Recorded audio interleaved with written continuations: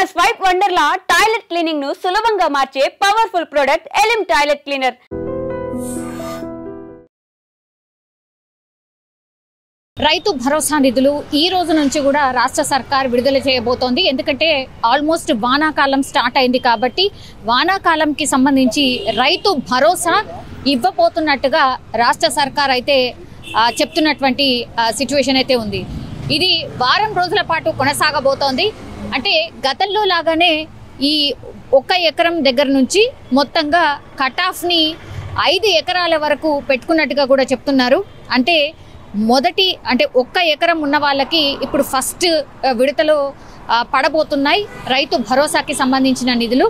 అది మనకు తెలుసు, ఎకరాకి 12,000 డిసైడ్ అయింది కాబట్టి ఈ విడతలో ఇప్పుడు 6,000 నిధులు ఒక్కొక్క ఎకరానికి పడబోతున్నాయి. సో చిన్న రైతులు ఎవరైతే ఉన్నారో అక్కడి నుంచి స్టార్ట్ చేసి ఆ తర్వాత కట్ ఆఫ్గా ఇప్పుడు 5 ఎకరాల రైతులు ఎవరైతే ఉన్నారో ఈ 5 ఎకరాల వరకు రైతులందరికీ కూడా రైతు భరోసా ఇవ్వబోతున్నట్టు ఆ కట్ ఆఫ్ పెట్టుకున్నట్టుగా కూడా ఆల్మోస్ట్ రాష్ట్ర సర్కార్ డిసైడ్ అయినట్టుగా కూడా చెప్తున్నారు.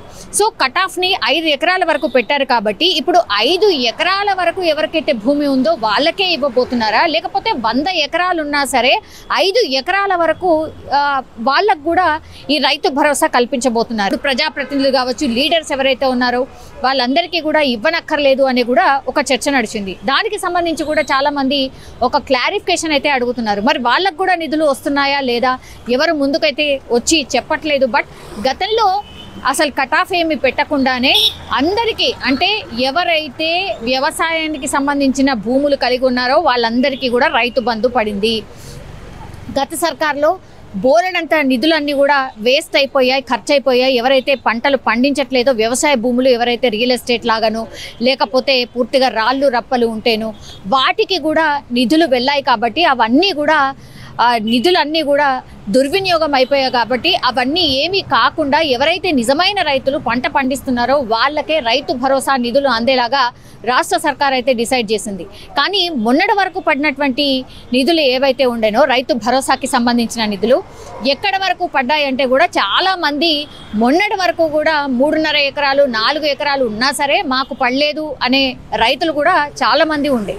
మరి వాళ్ళది మళ్ళీ ఒకవేళ పడకపోతే మీరు వెళ్ళి ఇంకోసారి వ్యవసాయ అధికారిని మీ జిల్లాల్లో మీ ప్రాంతంలో ఉన్నటువంటి వ్యవసాయ అధికారిని కలవండి అనేటువంటి మాట కూడా చెప్పింది.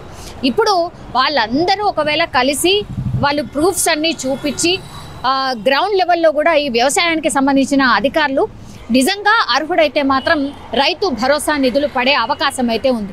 అదే ప్రభుత్వం కూడా చెప్తోంది. ఇప్పుడు వానాకాలం వచ్చేసింది. మొన్నటి వరకు గందరగోళం, హడావిడి, ఎన్ని ఎకరాలకు ఇవ్వాలి ఏంటి అనేది కూడా పెద్ద ఎత్తున చర్చ నడిచింది. కానీ ఇప్పుడు 5 ఎకరాల వరకే మేము రైతు భరోసా నిధులు ఇవ్వబోతున్నాం, ఆ కట్ ఆఫ్ని 5 ఎకరాల వరకే ఫిక్స్ చేసుకున్నామని ఇప్పుడు రాష్ట్ర సర్కార్ డిసైడ్ అయినట్టుగా కూడా చెప్తున్నారు. సో ఇప్పుడు ఎవరికైతే 5 ఎకరాల లోపు భూమి ఉందో, వ్యవసాయ భూమి ఉందో వాళ్ళకి ఇప్పుడు రైతు భరోసాకి సంబంధించిన నిధులు ఈ రోజు నుంచి మొదలు పెడితే వారం రోజుల్లో కంప్లీట్ చేయాలి అనేది కూడా ఫిక్స్ అయినట్టుగా చెప్తున్నారు. మొన్నటి వరకు కూడా ఒక చర్చ నడిచింది. ఇప్పుడు రాష్ట్ర సర్కార్ ఈ నెలాఖరు లోపలనే లోకల్ బాడీ ఎలక్షన్స్కి వెళ్ళబోతోంది కాబట్టి అంటే ఈ నిధులు ఏవైతే ఉన్నాయో 3 విడతలకు సంబంధించి, అంటే నెక్స్ట్ వచ్చే 1 ఇయర్ వరకు కూడా 3 విడతలకు సంబంధించిన నిధులు కూడా ఒకేసారి విడుదల చేయాలన్న ఆలోచన రాష్ట్ర సర్కార్ చేసింది అనేది కూడా పెద్ద ఎత్తున వార్త సర్క్యులేట్ అయింది. కానీ అది ఏమాత్రం కూడా కరెక్ట్ కాదు. కేవలం ఈసారి అంటే వానాకాలంకి సంబంధించిన నిధులు మాత్రమే ఈసారి ఈ రైతుల ఖాతాలో పడబోతున్నాయి. అది కూడా వారం రోజుల్లో మొత్తం 5 ఎకరాల వరకు ఎవరికైతే వ్యవసాయ భూమి ఉందో వాళ్ళందరికీ కూడా రైతు భరోసా నిధులు పడబోతున్నాయి. అంటే 1 ఎకరానికి 6,000 చొప్పున చూసుకుంటే 5 ఎకరాలు ఉంటే 6 × 5 ఎకరాలు ఎంతైతే అమౌంట్ ఉంటుందో వాళ్ళందరికీ కూడా రైతు భరోసా నిధులు అందబోతున్నట్టుగా కూడా చెప్తున్నారు.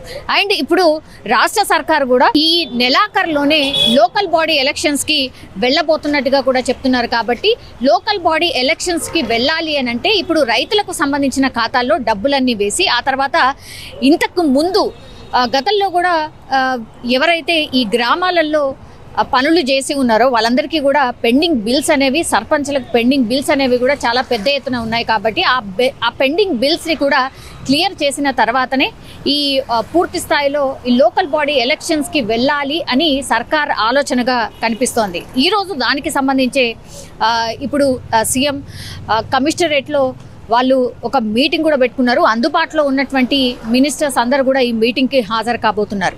సో ఒకటి గ్రౌండ్ లెవెల్లో ఎట్లాంటి చర్చ ఉంది అనేది కూడా ఒక సర్వే చేయించారు సీఎం రేవంత్. ఎవరికి అందట్లేదు, ఎందుకు అందట్లేదు ఎక్స్ప్లెయిన్ చేసే ప్రయత్నం చేయండి. ఇవన్నీ కూడా ఆయన గ్రౌండ్ లెవెల్లో మీరు ఉంటేనే, ప్రజలకు అందుబాటులో ఉంటేనే అటు ప్రభుత్వం కావచ్చు లేదంటే పార్టీ కావచ్చు అది బలోపేతం అవుతుందని గతంలో కూడా చెప్పడం జరిగింది. ఇప్పుడు లోకల్ బాడీ ఎలక్షన్స్కి వెళ్ళబోతున్నారు కాబట్టి మరి ఏమేం చర్యలు తీసుకుంటే లోకల్ బాడీ ఎలక్షన్స్లో ఇప్పుడు అధికార పార్టీకి ఆబ్వియస్గానే ఒక ప్లస్ ఉంటుంది అనేసి గతంలో కూడా మనం చూసాం. అంటే అధికార పార్టీ ఎవరికైతే ఉంటుందో వాళ్ళకే లోకల్ బాడీ ఎలక్షన్స్కి పొందడానికి అవకాశం ఉంటుంది. ఎందుకంటే నిధులు కేటాయించేది వాళ్ళే, నిధులు విడుదల చేసేది వాళ్ళే. కాబట్టి డెఫినెట్లీ ఇప్పుడు అధికార పార్టీకి ఒక పై చేయి ఉంటుంది అని మనందరికీ తెలిసిందే. కానీ అంత ఈజీ అయితే డెఫినెట్లీ కాదు. ఎందుకంటే బీఆర్ఎస్ కూడా గట్టిగా ఏదో ఒక రూపంలో ప్రజలకు అందుబాటులో ఉండేలాగా ప్రజల గురించి పోరాటం చేయడంలో భాగంగా వాళ్ళు ముందుంటున్నారు. సో లోకల్ బాడీ అంత ఈజీగా అంటే నల్లేరు మీద నడకైతే డెఫినెట్లీ కాదు. కానీ ప్రజలు ఏం కోరుకుంటున్నారు, రైతులు ఏం అనుకుంటున్నారు, మనం ఇచ్చినటువంటి సంక్షేమ పథకాలు ఎంతవరకు అందాయి, ఇవన్నిటికి సంబంధించి కూడా సీఎం రేవంత్ రెడ్డి పూర్తిగా ఒక సర్వే చేయించి నివేదిక తెప్పించుకున్నట్టుగా కూడా చెప్తున్నారు. సో దానికి సంబంధించి ఈరోజు మీటింగ్ కూడా జరుగుతోంది.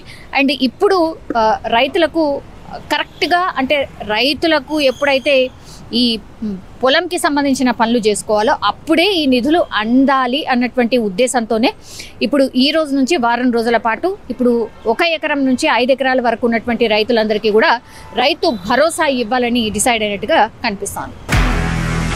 నిజంగా ప్రస్తుతం ఉన్నటువంటి సమాజం దేనికి ప్రయారిటీ ఇస్తుంది? ఆర్థిక సంబంధాల చుట్టూ మాత్రమే తిరుగుతుంది. మళ్ళీ ఎన్నికలంగానే చాలా విరక్తి కలుగుతాను. మంచి అనిపిస్తుంది కదా, లేడీస్ కూడా ఛాలెంజింగ్ జాబ్స్ చేసినప్పుడు చాలా బాగుంటది. ట్రాఫిక్ అసిస్టెంట్స్ గా నియమించిన ట్రాన్స్జెండర్స్ అందరితో సాల్యూట్ చేయించుకుంటున్నారు. ఫుడ్ డెలివరీ ఇవ్వటానికి వెళ్ళినటువంటి డెలివరీ బాయ్ అనిల్ పై కళ్ళ ముందు